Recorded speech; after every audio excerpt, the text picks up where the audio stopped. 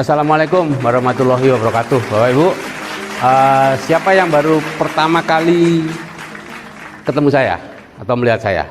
Boleh angkat tangan, silakan. Wow, luar biasa. Siapa yang sudah beberapa kali ketemu saya? Silakan angkat tangan. Oke, Bapak Ibu. Perkenalkan, saya Sigit Setiawadi. Mungkin ada yang belum kenal tadi.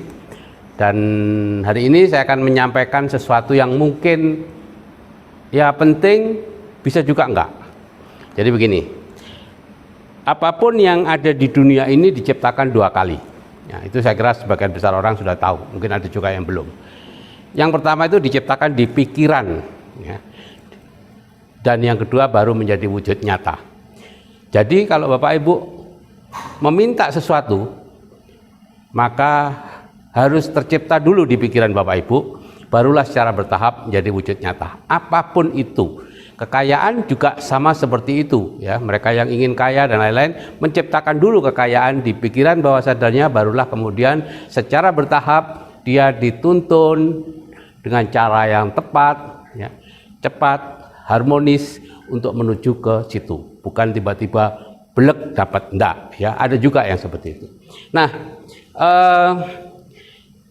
zaman dulu semua orang yang sekarang kaya itu melakukan hal yang sama, yaitu dia merantau keluar dari desanya, kemudian bertemu dengan orang kaya, bisa secara kebetulan atau bisa juga memang sengaja dia mencari, dan setelah itu barulah dia kemudian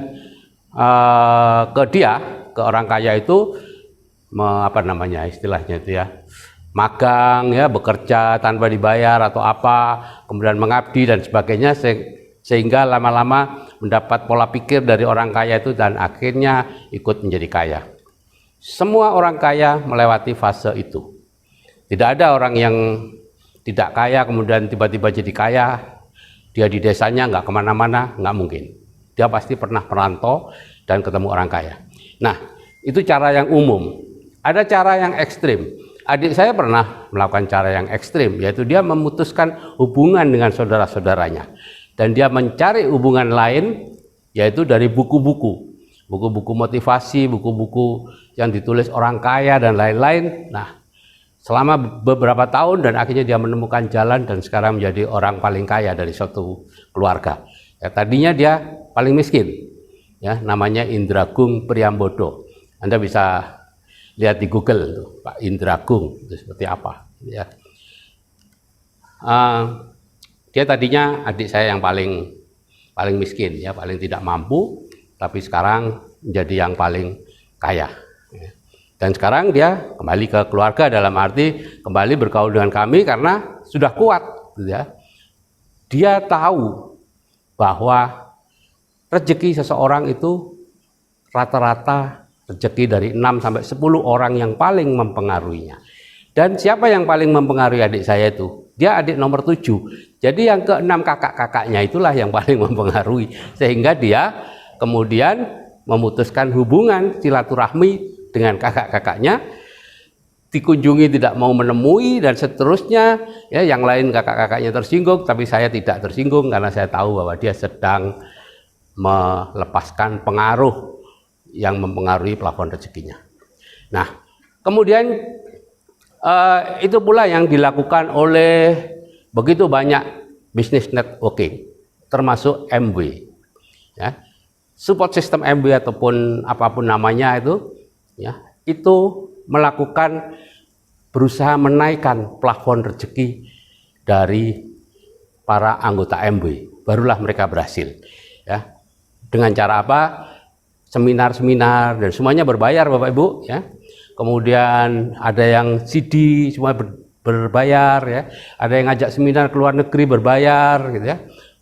Anda lihat semua sistem, dan yang ikut seminar, yang ikut membeli CD-nya itulah yang paling memungkinkan untuk berhasil. Ya, tidak semua yang ikut seminar maupun membeli CD itu berhasil. Tetapi kalau mereka tidak seminar dan tidak membeli CD, dipastikan tidak berhasil. Ya, saya sudah 16 tahun dan sebagian besar ada di lingkungan dari sistem yang lain. Nah, di Debaca sama, gitu ya. Bedanya adalah saya berusaha menaikkan dulu plafon rezeki peserta sebelum dikenalkan ke MB, yaitu dengan cara mendengarkan ATBS. Barulah kemudian diajak ke MB. Tapi apa yang terjadi? Dan kemudian setelah itu mereka dulu di awal-awal saya paksa untuk hadir di seminar. Ya.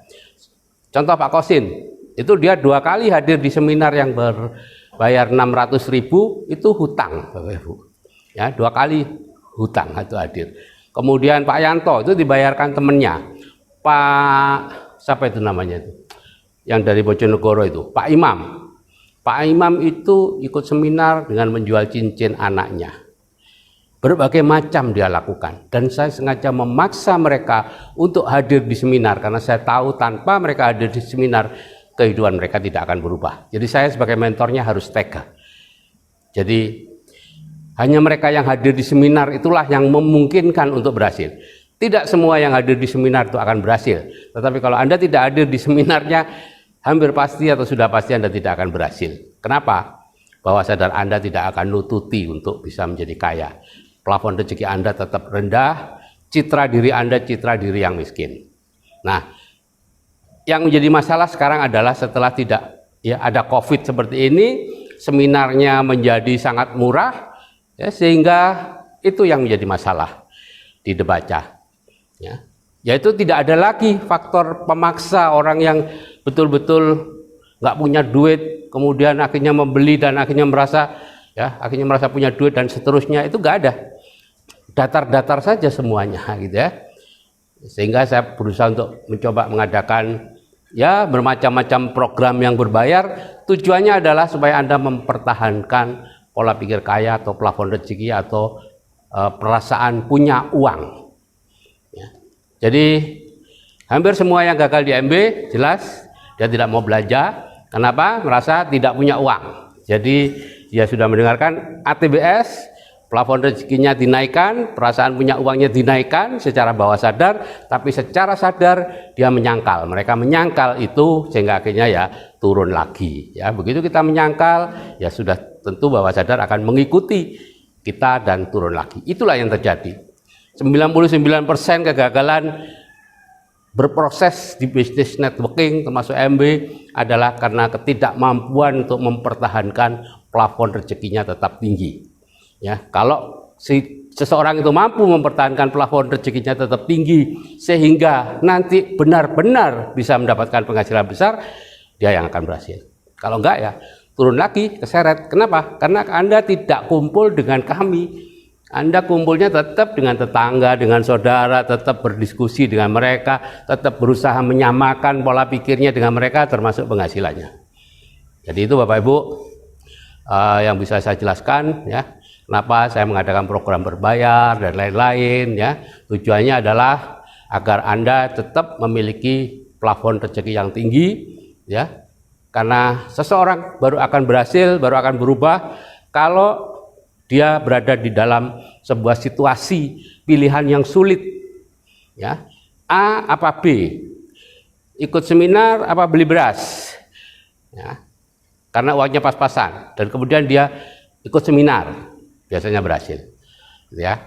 Beli berasnya itu sudah ada di bawah sadar Bapak Ibu, kebutuhan sehari-hari itu sudah ada di bawah sadar sehingga Anda pun pasti akan mendapatkannya meskipun oleh Tuhan akan dibuat deg-degan dulu, ya. Tapi setiap perubahan selalu dilewati atau melewati fase deg-degan, pilihan-pilihan yang tidak mudah. Kalau Anda benar memilihnya, Anda akan bisa terus berproses dan akhirnya benar-benar menjadi kaya.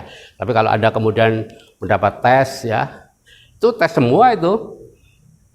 Awal bulan maunya beli produk MB, ya, 750.000 misalnya, tiba-tiba ada kerusakan listrik, harus memperbaiki ini, motornya rusak, harus diperbaiki. Itu semua tes dari alam. Anda mengutamakan yang mana? Dan pilihan ada pada Anda sendiri. Apakah Anda berpola pikir seperti orang kaya, yaitu mendahulukan membayar dirinya? Ya, membayar dirinya itu artinya mengeluarkan uang untuk sesuatu yang nanti akan kembali. Ya tadi investasi uang, investasi waktu, investasi apa saja itu nanti akan kembali. Atau Anda lebih mendahulukan membayar orang lain, ya. Membayar orang lain itu ya memberikan uang Anda kepada orang lain dan Anda mendapatkan kenikmatan dari situ. Ya, kenikmatan itu ya bisa berupa baju bagus, mobil bagus, makanan, ya, konsumsi dan sebagainya. Itu pilihan Bapak Ibu, ya. Robert Kiyosaki mengatakan seseorang bisa kaya kalau dia bisa mendahulukan membayar dirinya terlebih dahulu sebelum membayar orang lain.